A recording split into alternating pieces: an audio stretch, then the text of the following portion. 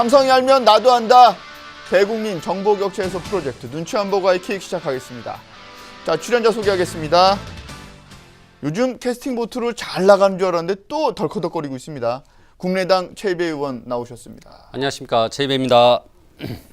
요즘 많이 속상하신가 봐요. 오늘 좀 속상한 일이 좀 있었습니다. 예. 네. 그 얘기는 저희가 나중에 하기로 하고요. 뭐 하실 말씀 있습니까, 한초 의원? 아니 뭐 태풍이 오는 건 다 대비하면 되니까 저희 하이킥 패밀리들이 열심히 협조하겠습니다. 자, 그리고 탐사보도 전문 기자 한 번 잡으면 반드시 파헤친다. 시사저널 박혁진 기자 나와 있습니다. 네, 안녕하세요. 박혁진입니다. 왜 이렇게 요즘 얼굴 보기 힘들었어요? 요즘 뭐 또 탐사보도 전문 기자들은 또 철이라 네. 요즘 또 기사거리들이 많이 있습니다.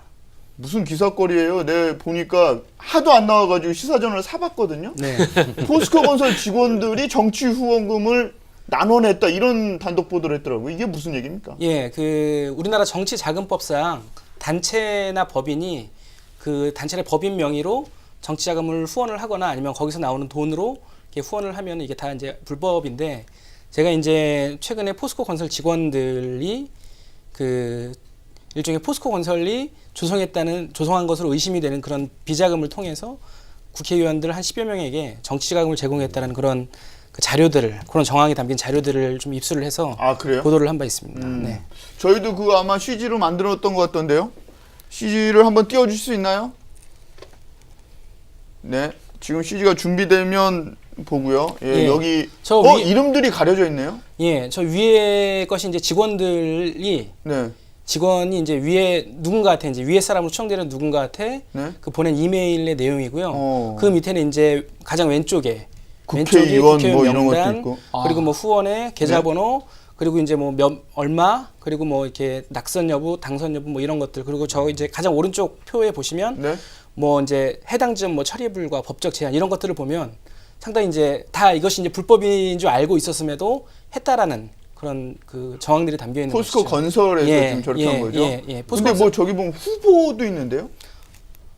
이게 뭐 그 선거 대선 후보인가요? 예, 선거 기간 전에 있었던 대선 후보 같은데. 아니요, 국회의원 후보. 국회의원 후보. 네네. 국회의원 후보죠. 저기 유력 인물도 있나요? 뭐 이름만 들으면 아시는 분들이 있습니다. 요즘 이름만 들으면 알만한 사람은 문재인 대통령 말고 또 있나요? 뭐 많이 있지 않습니까? 트럼프 있죠, 트럼프. 트럼프. 이름만 들면 알만한 사람은 트럼프. 저런 거 보시면 최이배 의원 어떠십니까? 저게 일종의 그 쪼개기 형태의 그 아직 정치 후원금, 정치 자금이 흘러다닌다는 그런 얘기 같은데요.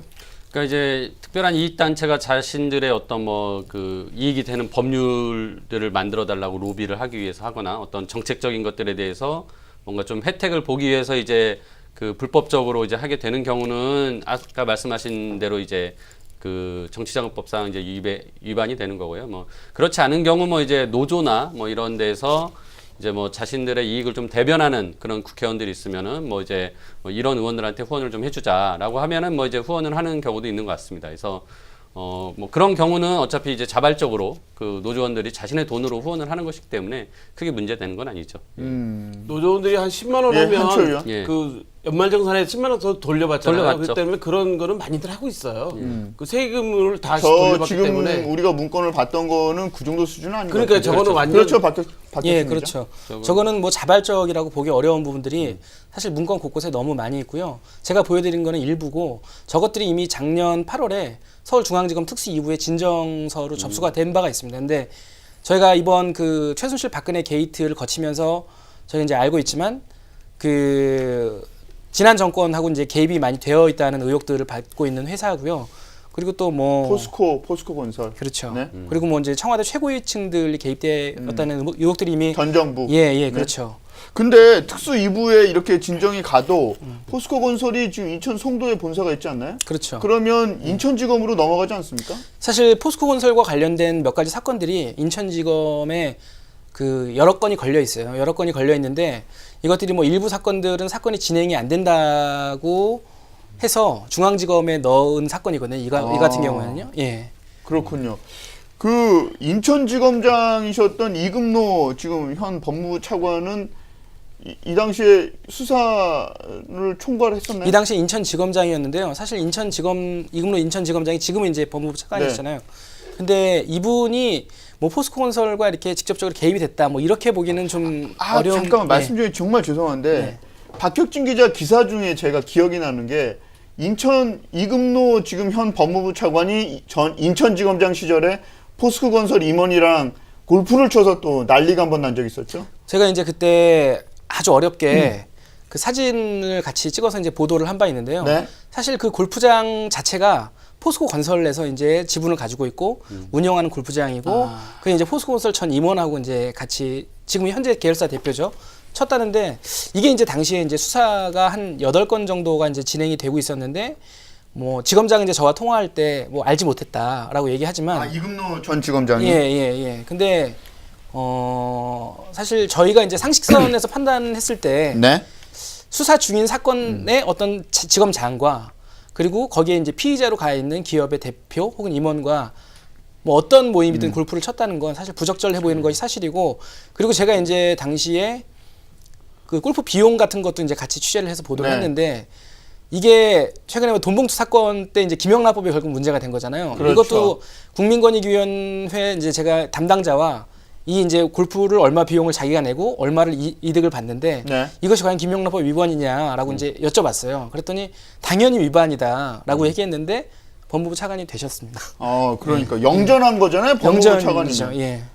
한춘 이거 관련해서 포스코 말입니다. 지금 네. 포스코 얘기가 좀 나왔으니까 예. 지금 초상집이라고 그러더라고요. 이번에 문재인 대통령 방미 그 경제사절단에 권오준 포스코 회장이 포함이 안 돼서 초상집이라고 이번에 하던데 그 어떻게 된 KT 겁니까? 황창규 회장하고 포스코 그 권오준 회장이 신청을 했는데 네. 그 민간 심사 과정, 그러니까 상공회의소 심사 과정에서 탈락을 해버리셨죠. 서류에서 탈락한 거네요. 그렇죠. 예선에서 탈락했습니다. 네. 그래서 가지를 못하게 됐죠. 그동안에는 포스코는 우리나라 철강업계를 대변한다. KT는 통신사업을 대변한다 해서 네. 항상 경제사절단에 끼어서 들어갈 수 있었는데 이번에는 다 탈락해버린 거죠. 최태원 회장은 가는 것 같던데요.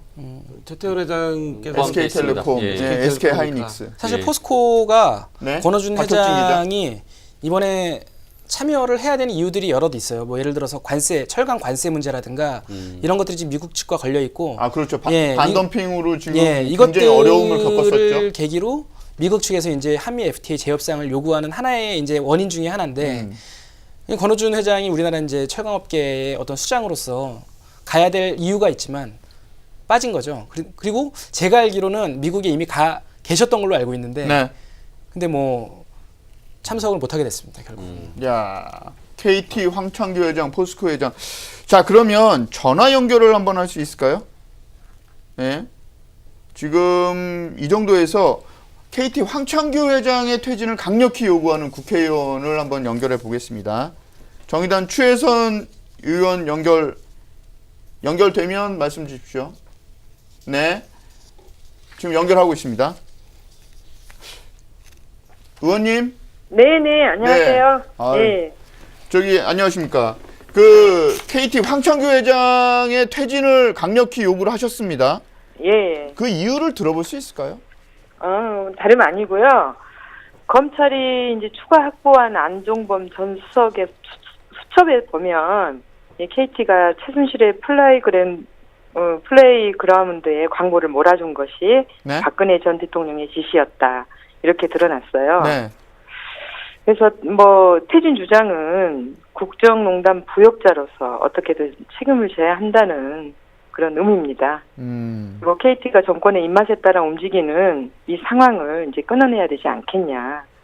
KT 내부에서도 누군가는 반드시 책임을 져야 될 사안이죠. 그러면 듣기에 따라서는 이제 의원님 주장이요. 전 정부에 선임된 인사들 이런 사람들은 물러나야 된다 이렇게 들릴 수도 있거든요. 뭐 무조건 다 물러나야 된다 이런 뜻은 아니고요. 이게 이제 KT 상황을 보면 황창규 사장을 비롯한 이제 낙하산 인사 개개인의 문제가 아니죠. 네.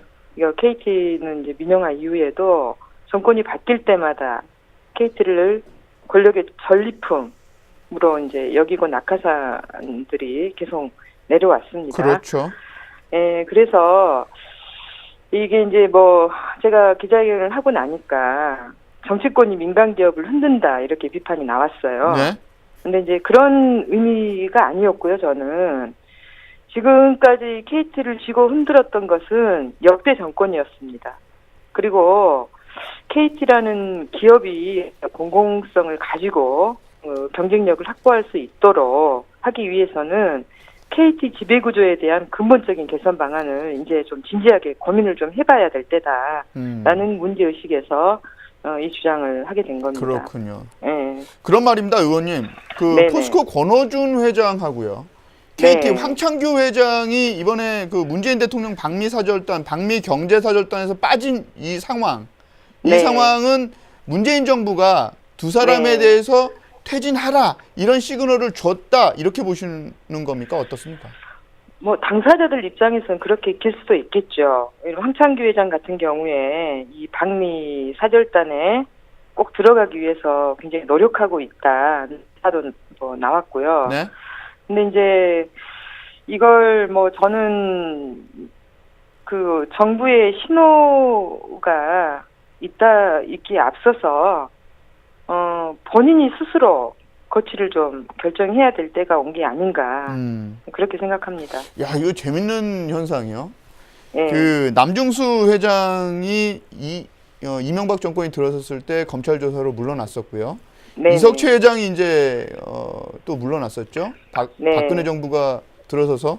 그리고 네. 지금 황창규 회장도 물러나야 된다 말아야 된다 이 얘기가 나오는데 재밌는 건 지금 의원님 야당 의원이시잖아요. 국회의원. 근데 네, 야당에서 이런 목소리 나오는 건 제가 처음 들어보는 것 같습니다. 아, 그래요? 네. 예. 저는 뭐 여야를 떠나서, 당연히 이제 새 정부가 출범했고, 새 정부가 탄핵으로 출범한 개혁정부임을 표방을 하고 있는데, 저는 국정농단의 흔적은 반드시 지워야 된다. 그래야지 정부가 국민이 요구하는 어떤 개혁성에 적합하다 이렇게 판단을 하고 있습니다. 이게 네. 단지 그 황창규 회장이 지금 어떤 정부와 코드가 맞지 않는 인물이라 그래서 그렇게 퇴진을 주장한 건 아니고요. 지금 KT 상황을 볼 때 네. 이제는 뭐 ICT 환경에 적응하기 위해서라도 네. 좀 더 롱텀의 어떤 정책 방향을 세우기 위해서라도 제대로 된 거버넌스와 그리고 그런 KT를 이끌 네. 적합한 인물이 와야 된다. 이렇게 생각하고 있습니다. 네, 알겠습니다. 네. 지금까지 정의당 추혜선 의원이었습니다. 예, 고맙습니다. 고맙습니다. 네. 자, KT 황창규 회장 또 얘기가 좀 나오긴 했지만 그런데 최순실 국정농단 박근혜 게이트에 연루된 의혹 때문에 이게 물러나야 된다 이런 얘기를 지금 추혜선 의원이 하셨잖아요. 박혁진 기자. 예. 그러면 그런 면에서 볼 때는 박근혜 게이트라는 측면에서 볼 때는 포스코는 좀 비껴나가 있는 거죠. 아니죠. 그 포스코의 광고회사죠.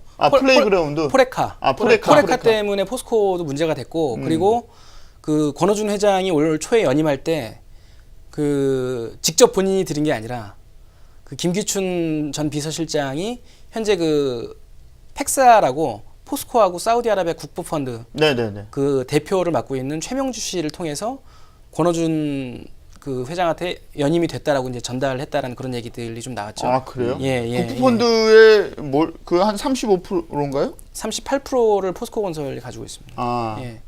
그 좀 이제 국펀드 얘기가 나와서 좀 말씀을 드리자면 네네네. 권호준 회장이 취임하자마자 6개월인가요? 만에 그 포스코 개혁 방안을 이렇게 내놔요. 그 중에 하나가 이제 포스코 건설의 지분을 상장을 하는 거였거든요. 예. 근데 그게 한 달인가 두 달 만에 이거를 사우디아라비아 국부펀드에다 매각을 합니다. 그 매각을 이게 아마 1조 몇천억에 매각을 하죠. 그건 잘한 거 아니에요? 외국 자본이 들어온 거니까? 그런데 이제 당시에 이 매각을 하는 과정에서 뭐 박근혜 대통령도 방문을 했었고 그리고 갔었죠. 그 와중에 국민연금에서 그 이제 매일경제나 보면 몇 가지 뭐 아시아경제나 이렇게 몇 가지 보도들이 나왔지만 사우디에다가 몇 조 원을 이렇게 투자를 한다. 거기 또 투자를 받는다. 이런 얘기들이 많이 나오는데 지금은 그게 다 이제 백지화 됐거든요. 네. 그러니까 이게 약간 수합 개념으로 그렇게 지분을 주고받고. 예, 주고받고 이제 그렇다는 의혹이 있었고 네. 그리고 현재도 이제 그 포스코 건설들 직원 내부 사이에서는 이게 왜 이제 그러니까는 지분을 매각하는 것보다 상장하는 것이 훨씬 회사에 이득이 되는데 불과 한 달 만에 그러니까 6개월 만에 내놓은 개혁안이 한 달 만에 뒤집혔다. 그리고 이게 사우디아라비아로 왜 갑자기 이 지분을 팔았는지 이런 것들에 대해서 이제 여전히 포스코 건설 내부에서 그 의문을 갖는 시각들이 많이 있습니다. 왜 어떤 의문이 있는 겁니까? 돈이 들어왔는데. 뭐 상장에서 돈 들어오는 거나 외국 자본이 들어오는 건 똑같은 거잖아요. 그런 네. 근데 이제 상장을 하면 훨씬 더 이제 높은 가격에 이게 상장이 물론 그건 그럴 수 있죠. 예, 가능했었고 그리고 이 사우디아라비아와 우리나라가 이렇게 그 돈을 이렇게 주고받는 과정에서 여러 가지 뭐 이제 뭐 의혹들이 이제 있는데 그것들은 좀 확인들이 저도 이제 취재하는 상황이고 네. 뭐 확인들이 안 되는 것들이 있는데 뭐 가령 이제 그런 거죠. 내부에서는 그런 얘기들이 나옵니다. 그 돈이 오는 대신 포스코 건설이 가지고 있는 세계 어떤 최고의 일관제철 기술이 사우디로 넘어갈 수도 있다. 이게 합법적으로. 포스코 건설은 세계에서 거의 유일하게 갖고 있는 그렇죠. 기술들 예, 아니에요? 예. 그런 것들이 걸 어떻게 합법적으로 보낼 수가 있다는 거예요? 지분을 가지고 있기 때문에 그게 가능하다는 거예요. 넘어가는 게. 그러니까는 이런 것들에 대해서 포스코 건설 내부에서 상당히 우려하는 목소리들이 많이 있거든요. 만약에 그게 예. 사실이라면 예, 예. 진짜 큰일 아닙니까? 그러니까 이제 의원님, 당시에 국회의원들이 좀 예. 이런 거 좀 더 알아봐야 되는 거 아니에요? 아, 기자들한테만 그렇죠. 맡겨도 되는 겁니까? 그러니까 당시에 이제 포스코가 이제 M&A를 되게 많이 했었어요. 네. 이제 지난 정부 이제 지지난 정부부터 네. 했죠. 네. 그러다가 이 실패를 대부분 하고 굉장히 이제 그 철강 산업의 시장도 안 좋아지고 또 M&A 실패를 하면서 굉장히 이제 그 재무 구조가 나빠지면서 이제 그 구조개혁 방안을 마련하라라고 하면서 이제 그 중에서 자회사 중에 돈 될 만한 회사, 괜찮은 회사가 포스코 건설이었고 그래서 건설 지분을 매각하자. 근데 그걸 상장하자고 했다가 지금 말씀하신 대로 이제 상장하지 않고 사우디아라비아의 이제 국부펀드에 이제 파는 거죠. 그렇죠. 이제 그러면서 지금 말씀하신 대로 이제 그 포스코 건설이 가지고 있는 특별한 기술, 즉 지금까지 포스코에서 시행했던 여러 그 그러니까 이제 그 제철에 관련된 건설을 하면서 쌓았던 기술들이 있는데 이제 그거를 독보적인 기술이죠. 세계 2대 주주인 사우디 쪽에 국부펀드가 가지고 있으니까 그쪽에 기술을 넘길 수 있는 그런 이제 가능성이 있었다라는 것으로 지금 말씀하신 파이프가 거고. 연결된 것 아니냐 이런 그런 의혹들이 이제 합리적 의심을 내부에서 하는 제기가 거죠. 되고 있는 거죠. 네. 예. 그러니까 이제 그런 부분들은 실질적인 이제 그때 당시에 이제 매각 작업을 했던 분들을 통해서 확인을 해야죠. 그러니까 아마 이제 지금 권오준 회장도 그렇고 결국은 다 지난 정부에 어떻게 보면 이제 무리하게 또 그 임명된 부분들이 있었던 분들이거든요. 그 임명 과정에서 정권의 뭐 여러 가지 유착이나 이런 논란이 있었던 분들이기 때문에 이런 부분들은 어떻게 보면은 지난 정권의 어떤 적폐라고 할 수 있는 부분들이 있는지 확인할 필요가 있겠고 뭐 이 부분은 취재뿐만 아니라 뭐 국회에서도 필요하다면 국정감사나 이런 걸 통해 가지고 확인을 할 필요가 있다고 생각합니다. 그 제가 이제 취재한 얘기를 예, 박혁진 기자. 조금 더 하면 그 포스코 건설하고 사우디아라비아가 맺은 그 계약서 예. 이런 것들이 사실 포스코 건설 내부에서도 아주 이제 공개가 거의 안 되는. 그러니까 이제 아주 그 일부의 사람만 볼 수 있는 그런 계약서들이라고 하더라고 분류가 네. 된다고 하더라고요. 그러니까는 그걸 봤습니까? 그거를 그것처럼 얘기를 합니까? 아니 그거에 대해서 그 계약서가 이면 합의가 있다고 주장하는 사람들이 내부에 있어요. 아, 네. 근데 이제 저도 확인을 하려고 했는데 그 계약서만큼은 접근이 안 되는 거죠. 그래서 이런 것들 몇 가지 루트를 통해서 확인을 하려고 했는데 이게 접근이 안 되다 보니까 왜 이제 최입의 의원실 있잖아요. 부탁드립니다. 계약서를 내놓으라고 하기는 어렵겠지만 이게 이제 포스코가 자회사의 지분을 자기가 가지고 있던 100% 가지고 있다는 걸 일부를 매각한 거잖아요. 네. 그러니까 매각의 주체는 포스코예요. 그러니까 아. 포스코 건설이 아니라 포스코라는 예. 그 주주가 네. 일부 주식을 매각한 것이기 때문에 그 주주 계약은 포스코와 아마 사우디아라비아의 국부펀드가 네, 했겠죠. 네. 그러니까 이제 포스코에 아마 이제 그 내부의 문건들이 있을 것이고 네. 이제 그 부분들은 어떻게 보면 포스코 건설을 매각하는 과정에서 상장을 해서 매각을 하면 더 많은 이익을 얻을 수 있었는데 그렇지 않고 그렇게 비상장 주식으로서 매각을 했다. 그래서 뭐 회사로부터 그러니까 회사에 어떤 손해를 끼쳤거나 위험성이 있다고 생각하면 그 부분은 뭐 주주들이 나서서 그분을 볼 수도 있고 채권자들이 나서서 볼 수도 있는 부분이고 아무튼 포스코에 대해서는 뭐 여러 가지 조치를 취할 수 있는 부분들에서 강구를 해야죠. 아까 말씀드렸지만 여기 와서 대동단결에서 취재 지금 시스템을 만들고 있는 겁니까? 아까 말씀드렸지만 포스코 본사하고 오랜만에 나와가지고 지금 왜 이러는 겁니까? 사우디아라비아하고 만든 그 합작법인 예. 그 이제 팩사라고 부르는데 네. 그 합작법인의 대표가 최명주 씨고 그 최명주 씨가 권오준 회장한테 김기춘 그 전 실장의 얘기를 들어서 연임이 됐다라고. 그러니까 굉장히 이게 실세의 예, 예. 어떤 그 라인에 있는 예. 분이라는 거죠. 예. 결국 거기에서 의사결정에 최종적인 통보를 이제 권오준 회장한테 했다라면은 굉장히 거기도 중요한 연결 그러니까 고리가 되는 그거는 거죠. 좀 우리가 잘 모르고 있는 그런 더불어민주당 상황이잖아요. 박범계 의원실에서 아마 최명주 씨와 관련된 얘기들을 지난 이제 국정농단 사퇴 과정에서 일부 언급을 했었는데 사실 그러면서 이제 탄핵이 되고 뭐 파면이 되고 그러면서 사실 포스코 문제는 제대로 이제 밝혀지지 않고 넘어간 측면들이 좀 있죠. 그래서 그러네요. 그거를 이제 국정감사나 이런 것들을 통해서 뭐 확인을 해볼 필요가 있습니다. 근데 포스코 문제가 지금 말씀 예, 한초 보니까 왜 그 제대로 밝히지 않는 건지 좀 사실 궁금해요. 아까 말씀하신 것처럼 지난해 벌써 특수 2부에 그 진정서가 제보가 됐는데도 그 덮어졌다는 거 아닙니까? 상당히 특수 2부에 덮어진 게 아니고 제가 좀 알아봤더니 인천지검에서 무혐의 처리한 거 아니에요? 아니, 그거는 다른 사건입니다. 그래요? 예, 예. 그러니까 인천지검은 지금 말씀드리면 8건이나 지금 사건이 걸려있는데도 지검장이 부적절하게 골프 친다는 내용이고 이미 서울지검 그분은 법무부 차고는 영전하셨고요. 특수 2부에다가 또 그런 다시 진정서가 진정을 다른 게 들어와 있는데도 불구하고 그게 이제 덮어졌다는 거니까 이 포스코는 그 수사 안 됐으니까 일단 덮어진 거죠. 포스코는 지금 뭐 이 정권마다의 뭔가 파이프를 대려고 아마 지금 엄청나게 만들고 있다는 느낌이 들어가요. 이게 당시 그래서 이번에 경제사절단에 못 들어갔을 때 초상집 분위기였다 이런 얘기가 흘러나오는군요. 그렇죠. 왜냐면 경제사절단 가면 아무래도 이 왕복 비행기 시간 12시간 되지 않습니까? 그러면 왔다 갔다 하면서 비행기 안에서 저 정부 관계자들이나 이런 분들하고 좀 스킨십도 좀 할 수 있고 뭐 지난번 그 박근혜 전 대통령 그 미국 갔다는 그 부적절한 일도 있었잖아. 윤창중 씨인가 뭐 그런 뭐 사건도 있었잖아요. 그렇듯이 뭐 저녁에 만나서 술 한잔 먹으면서 그 비공식 접촉을 할 수 있거든요. 그러다 보니까 가려고 그냥 아주 애를 쓴 거죠. 그 최측근 문재인 정부의 최측근들과 만날 수 있는 굉장히 좋은 기회죠. 기회라는 예. 거죠. 그렇죠. 권오준 회장은 제가 좀 더 알아봤더니 지금 뭐 미국에 좀 한참 전에 갔다 뭐 이런 얘기가 있더라고요. 예, 뭐 이미 사절단으로 갈 거라고 생각하시고 네. 왔다 갔다 하셨다는 얘기들이 미국에 있었습니다. 벌써 갔다가 왔다 지금- 막 이랬다는 예, 겁니까? 예, 예. 그 포스코 회장이- 대한항공 호텔 개관식에 간 건 아니고요. 알겠습니다. 그리고요, 뭐 아까 추혜선 의원 얘기를 저희가 좀 들었지만, 자 그런 문제가 아니더라도 이렇게 그 전 정권에서 임명된 이런 이게 반인 반수도 아니고 반은 민간, 반은 뭐 공기업 같은 성격이- 이런 형태에서 임명된 분들이 정권이 바뀌면 물러나야 되나요? 근데 이제 제가 보기에는 일정 최혜배 정도 임명이 되고 이제 자기 임기를 채우는 게 이제 맞다고 생각을 합니다. 근데 이제 다만 그때 임명될 때부터 문제가 됐던 소지가 있었던 분들, 예를 들어서 전문성이 전혀 없는데 뭐 낙하산 인사로 내려온 분들이 있잖아요. 뭐 네.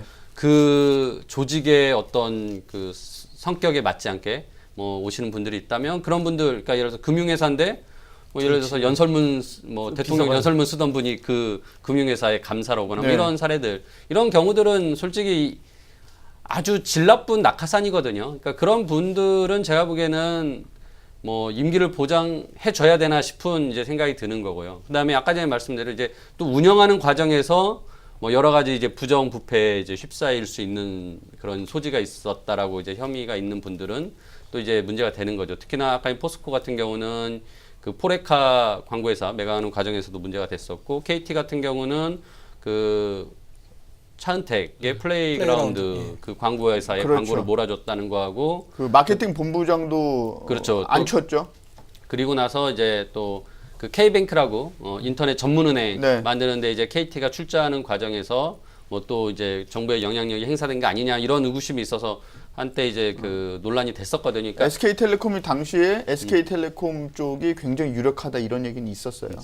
그래서 이제 여러모로 그런 부분들에서 논란이 있는 분들은 제가 보기에는 뭐 속이 편치 않으시면 스스로 물러나시고 그 조직의 발전과 이제 장기적인 정말 그 조직을 발전시킬 수 있는 그런 지배 구조와 인물로서 다시 채우는 것이 아까 추혜천 의원님들 말씀대로 맞다는 거죠. 이 말씀 좀 드리고 가야 될 것 같습니다. 네.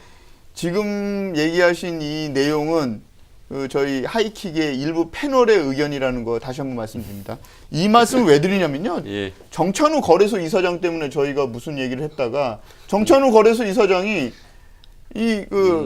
저기 하나은행에다가 이렇게 입김을 불어넣어서 뭐 최순실 씨가 독일에서 돈 바꿀 때 편리를 봐준 그분이 본부장이 되게 했다. 뭐 이런 의혹 때문에 고소를 당하고 막 이랬었거든요. 예. 근데 그것 때문에 저희가 참여연대로부터 무슨 공식 질의서를 받아가지고 저희 막 법적 검토하고 지금 이러고 있는 지난번에 상황이에요. 저 참여연대 안진걸 사무처장이 나오셨었어요. 그래서 네. 저희한테 좋은 의견들 많이 말씀하셨는데 예.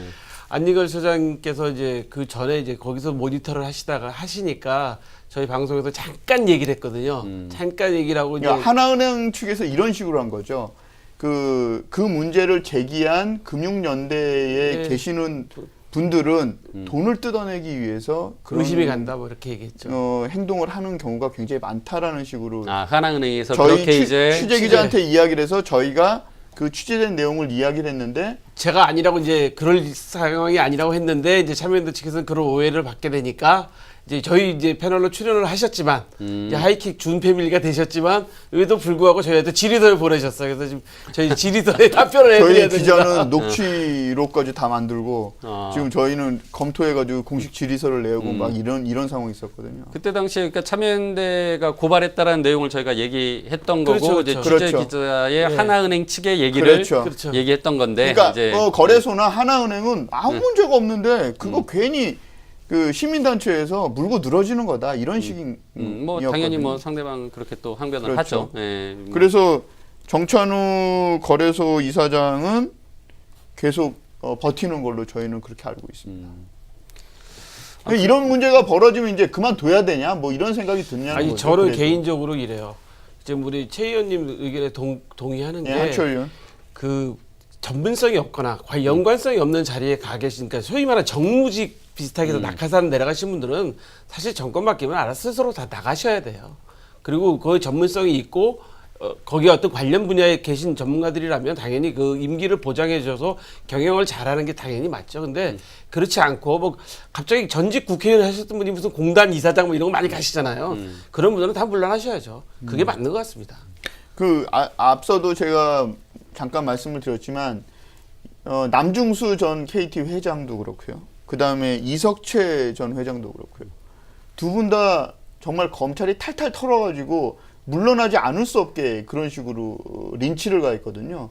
정말 어떻게 보면 굉장히 비참하게 물러났는데 황창규 회장도 만약에 본인이 사퇴를 안 하면 또 그런 식으로 무력을 사용해서 물러나게 할까봐 그게 걱정이 된다는 거죠. 그러면 KT의 조직 문화는 도대체 누가 책임을 지냐는 거죠. 거기 지금 일하고 있는 사람이 몇만 명이 되는데 그 KT에 있는 직원들이 몇만 명이면 협력사 직원까지 하면 뭐 수십만 명이 되거든요. 그렇죠. 그런 고리들을 언젠가는 끊어내야 되는데 그 끊어내는 방식들이 너무 후진적인 모습은 아닌가 이런 생각이 문득 들었습니다. 근데 솔직히 말씀드려서 네, 한초요. 인사청문회 모습 보는 거하고 비슷해요. 우리 그런 얘기 많이 했잖아요. 인사청문회에서 장관 지명 받으신 분들 본인이 이런저런 하자가 있어서 안 될 것 같으면 알아서 미리 임명권자한테 얘기해서 난 이거 못한다 해야 되는데 욕심들이 있으셔서 막 그냥 계속 문제도 일으키는데 나오시잖아요. 마찬가지로 황창규 뭐 회장이나 뭐 권호준 회장이나 그분들만 아니라 이 임명되신 모든 분들이 본인들 스스로 이게 내 물러나야 할 자리다 생각하면 물러나시는 게 맞는 거 아닌가요? 알겠습니다. 자, 그리고 김동연 경제부총리가 국회를 찾아서 허리를 숙였습니다. 최이배 의원, 김동연 경제부총리가 와서 깊숙이 허리 숙였을 때 어떤 느낌이셨습니까? 뭐 추경 일단 도와달라는 거 아니에요? 그렇죠. 예, 그러니까 이제 지금 정부 입장에서는 국회 이제 어떤 협치가 없으면은 뭐 추경도 안 되고 정부 조직법도 안 되고 뭐 여러모로 이제 지금 어려운 상황입니다. 이런 상황에서 뭐 결국은 정부에서 좀 국회에 이제 최대한 협조를 구하는 차원에서 그렇게 이제 찾아오셨고 뭐 그 부분에 대해서 각 그 당의 이제 정책위 의장들을 만나셨어요. 그래서 이제 뭐 충분하게 또 정책 각 당의 이제 의견들도 또 말씀하셨더라고요. 그래서 뭐 이렇게 이제 자꾸 대화해 나가면서 뭐 문제점들 지적하고 그리고 이제 저희 같은 경우 추경에 대해서 이제 일정 부분 뭐 지금 야당들은 다들 문제 제기를 하고 있습니다. 네. 그래서 이제 그 부분에 대해서 공통된 부분들도 있고 좀 이제 저희 당 같은 경우는 저희가 직접 좀 대안 추경을 만들겠다. 그러니까 지금 정부에서 내놓은 일자리 추경이라고는 하지만 실질적으로 일자리에 도움되는 부분들이 많지 않기 때문에 우리가 좀 몇 가지 더 보완을 할 테니까 좀 그런 건 적극적으로 수용해 달라라고 얘기를 했습니다. 근데 예. 국민의당이 굉장히 영리한 플레이를 한다고 느껴진 게 자유한국당 빼놓고는 심사하지 않겠다 이렇게 했어요. 지금 예. 자유한국당 국회의원들은 저기 국회의원 로텐더 홀 앞에서 그냥 들어 누워 있는 거 아닙니까? 아무것도 아니, 안 하겠다고? 그 정도는 아니고요. 엎드려 있다고 얘기하겠습니다. 아무것도 안 하겠다고?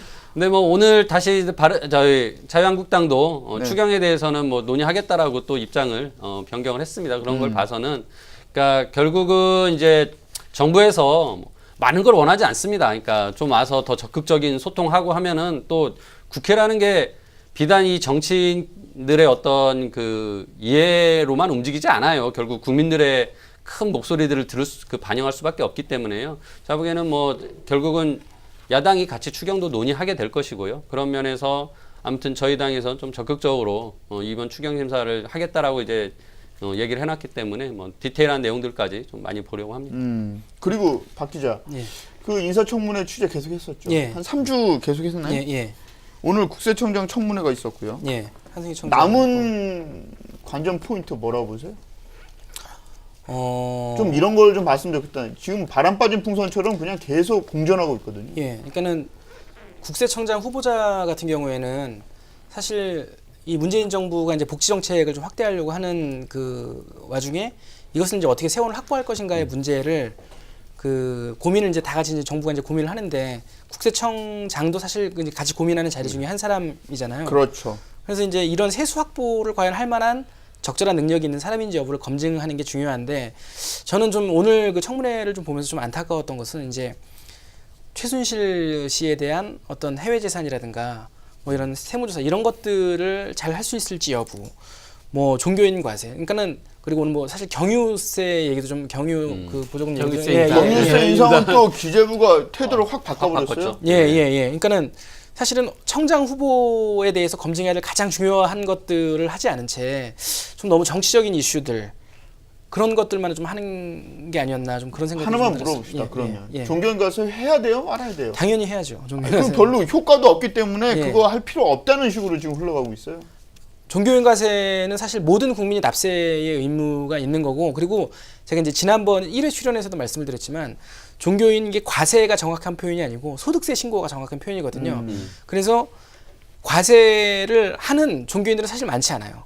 그러니까 소득세 신고를 하면 오히려 이제 다수의 이제 훌륭한 성직자들, 그러니까 성직자라는 표현은 좀 틀렸고 네. 종교인들은 국가의 이제 도움을 받는데 사실 뭐 교회나 아니면 뭐 성당이나 이런 그 종교인들이 그 신고를 하지 않기 때문에 국민으로서 이렇게 누릴 수 있는 의무, 그러니까는 혜택을 누리지 못하는 것들이 많거든요. 그래서 소득세 신고를 정확히 해서 많이 버는 사람들은 내고 그렇지 않은 사람들은 국가의 혜택을 받고 이게 이제 이 국민으로서 누리는 어떤 의무이자 권리인데 이게 아니라 그냥 마치 그냥 소득세 신고를 하면은 뭐 그냥 종교를 전체가 뭐 탄압당한다. 탄압당하는 그런 프레임으로 가는 거는 사실 맞지 않는 거죠. 그리고 예. 정치인들은 표 떨어질까봐 걱정하고 말이죠.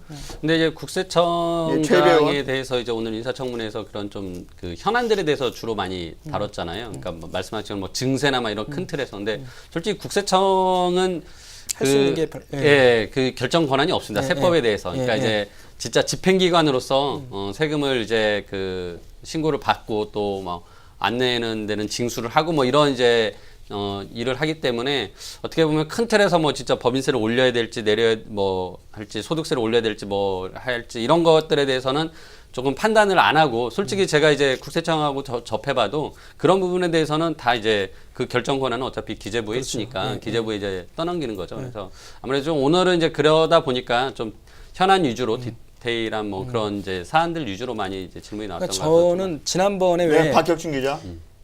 이철성 그 경찰청장 네. 그 후보자 청문회 할 때도 경찰청장 되려고 하는 사람이 음주운전 이력이 있다는 건 사실 국민들이 봤을 때는 납득하기 어려운 부분들이 있잖아요. 황당하죠. 네, 납득하기 그것도 어려운 게 현직에 있을 아니고. 때 했던 그렇죠. 음주운전. 그러니까 이제 국세청도 저는 마찬가지인 것 같아요. 이게 그 성실하게 그 납세를 그러니까 납세자로부터 할 만한 그런 어떤 의혹을 좀 북돋을 만한 사람인지를 좀 검증해야 되는데 그것이 아니라 자꾸 이제 정치 현안을 가지고 물론 이제 그거에 대한 입장도 필요하겠지만 그런 것들을 가지고만 얘기하는 거는 좀 맞지 않다. 좀 그런 생각들이 듭니다. 그 김상조 공정위원장. 공정위원장도 그렇고 국세청장 후보자도 그렇고 보면 기업들이 얘기 들으면 때리는 사람만 있는 것 같아서 분위기가 뒤숭숭하다 뭐 이런 얘기도 있더라고요.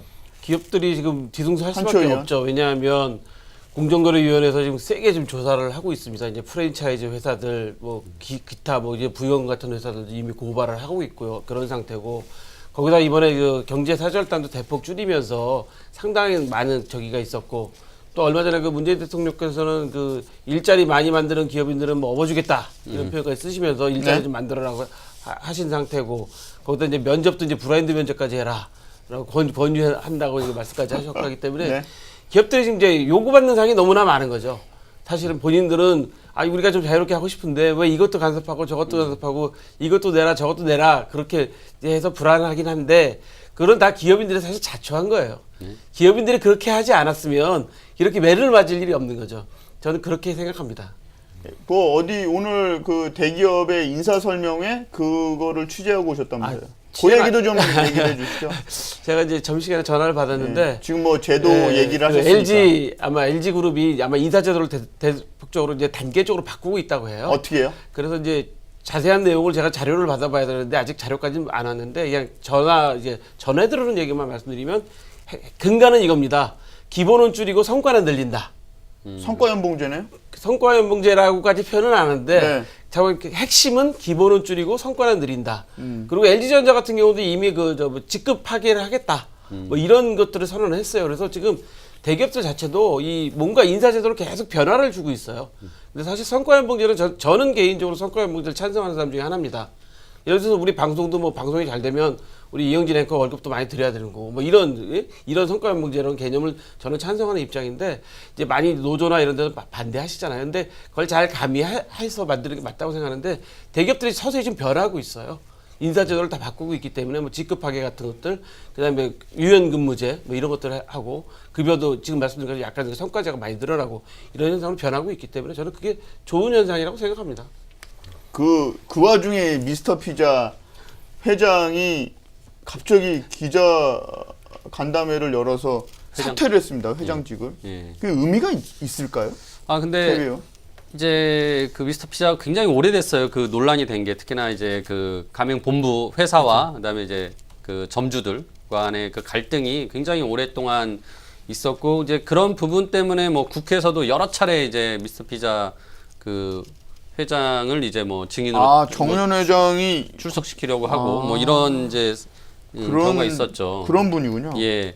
특히나 이제 문제가 됐던 게 이제 그 뭐 이렇게 친인척 회사를 통해 가지고 뭐 이렇게 치즈 치즈를 통행세. 치즈 통행세. 이렇게 사오는 것에서 거기를 그 회사를 거쳐서 사오게끔 해서 통행세를 받았다라는 내용도 있었고 전형적인 그 구시대적 대기업 갑질을 뭐 하고 그런 있었군요. 모습이죠. 예. 그래서 뭐 그리고 특히나 이제 또 그 점주 협의회를 꾸려가지고 이렇게 앞에 나가서 열심히 하시는 분들을 굉장히 탄압해가지고 또 이제 예를 들어서 그 가맹 계약이 끝나면 무조건 이제 그 재가맹을 안 하고. 재가맹 가액을 안 내서 이제 결국은 사업을 못하게 만들고 뭐 그리고 그런 분들이 예를 들어 뭐 피자집을 열면 그 옆에다 또 가맹점을 자기네 걸 내 가지고 이제 경쟁하게 만들고 막 이렇게 여러 가지 면에서 이제 그 가맹점주들 입장에서는 굉장히 좀 안 좋은 이제 가맹 본부였던 거죠. 그래서 계속 논란이 됐었는데 이번에 또 이제 그 조금 이게 타협이 돼가면서 문제가 풀리려고 했었는데 아무튼 검찰에서 이제 급작스럽게 또 본사를 네. 이제 압수수색을 했죠. 그러면서 회장이 오늘 갑자기 나서서 자기가 회장님 물러나겠다. 그리고 여러 가지 이제 문제됐던 것들 나온 거에 대해서는 시정 조치하겠다라면서 굉장히 전향적인 모습을 보였습니다. 그래서 결국 검찰의 힘으로 어떻게 보면은 이제 그 기업의 또 그런 관행들을 바꿔나가는 모습인데요.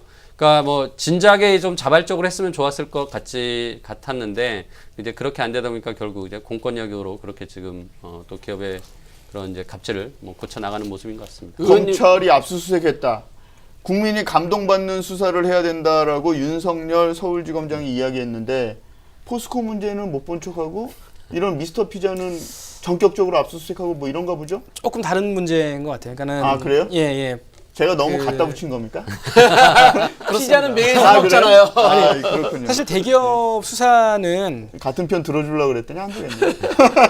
지금 이제 윤석열 예, 중앙지검장이 취임을 했지만 사실 이제 그 밑에 인사는 아직 나지 않았거든요. 그거는 무슨 얘기입니까? 그러면 그 소위 말하는 누구누구의 라인이 아직도 살아있다 뭐 이런 얘기입니까? 그런 거는 아니고 지금 뭐 검찰총장도 지금 뭐 부재인 상황이고 그리고 법무부 장관도 뭐 부재인 상황에서 사실 인사권자들이 없는 상황이잖아요. 그렇기 때문에 이제 인사라는 게 위에서부터 이렇게 쭉쭉 내려와야 되는데 그거를 좀 할 수 없는 상황이고 네. 이게 지금 이제 섣불리 수사를 했다가는 사실 수사 이제 팀이 바뀌거나 그러면 또 다시 이제 이걸 재수사를 해야 되는 그런 상황. 또 그러면은 뭐 여러 가지 말들이 나오거든요. 뭐 일부러 수사팀을 바꿔서 외압을 넣어서 수사팀을 바꿨다든가 뭐 이런 얘기들이 나오기 때문에 사실은 그런 이제 대기업사나 이런 인력들이 많이 투입되는 수사들은 좀 신중할 필요가 있는 거죠.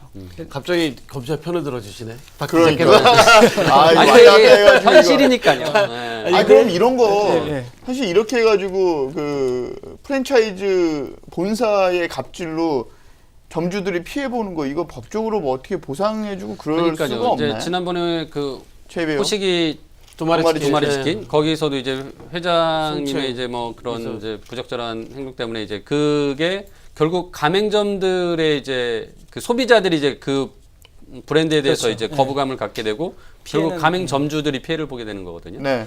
그러니까 지금 그 부분에 대해서 근데 이제 예를 들어서 그 본사에서 어떤 경영진의 잘못으로 인해서 매출이 떨어지면 그것을 손해배상 받거나 뭐 뭔가 보존시킬 수 있는 방법이 없다는 거예요. 현재 계약서 상에는.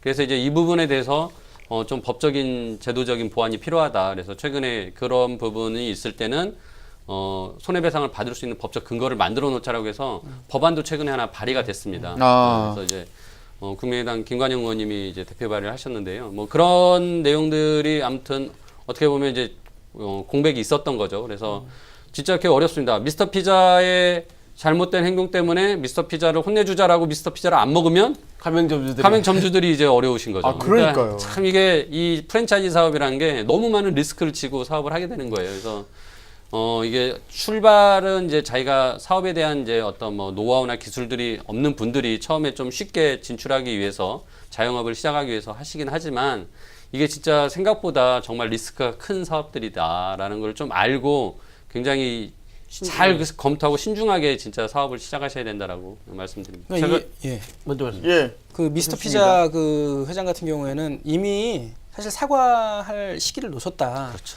그러니까는 2017년 4월인가요? 그 인천에 있는 점주가 그 자살한 자살하는 사건. 사건이 그렇죠. 있었죠. 예.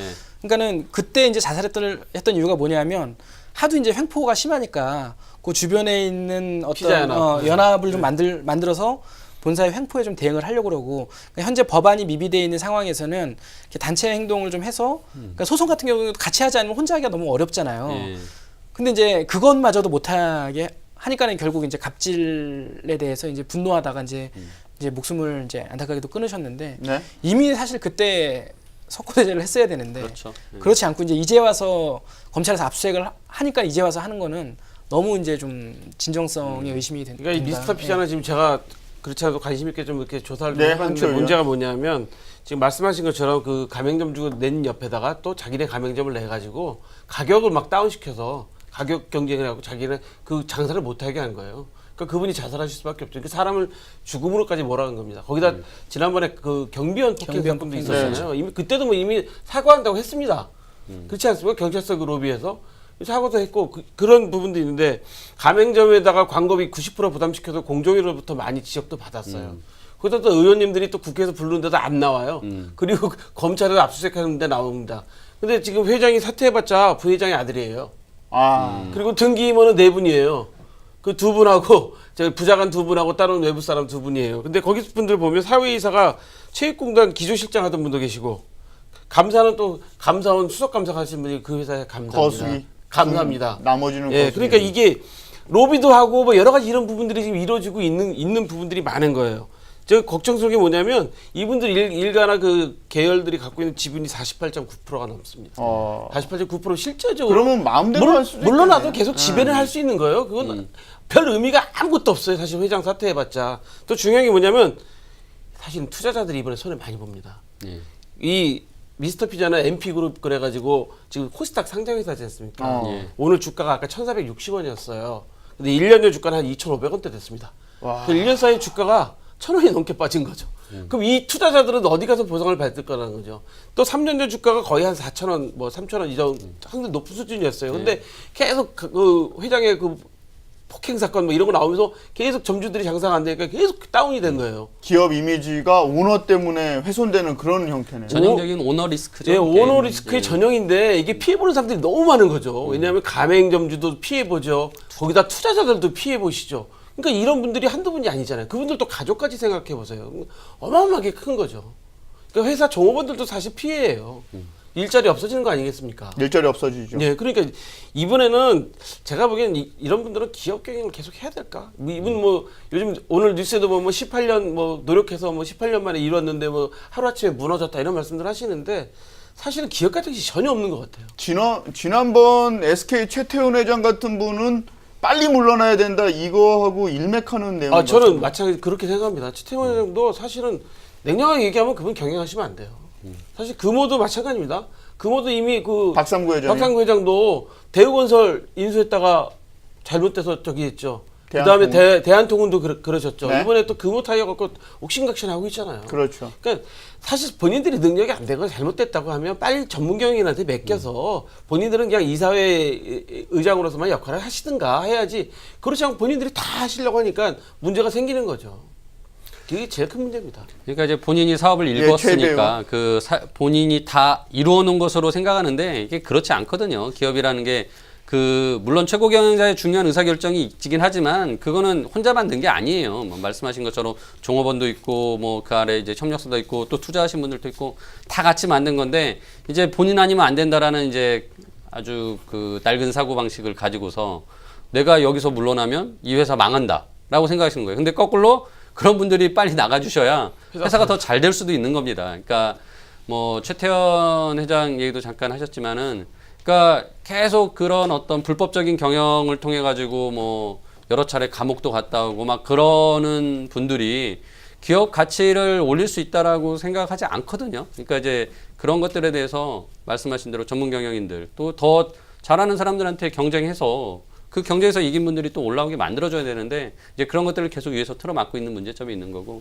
미스터 피자 같은 경우는 진짜 말씀한 대로 여러 기회가 있었는데 결국 안 하니까 검찰이 가니까 이제 검찰은 무서운 거예요.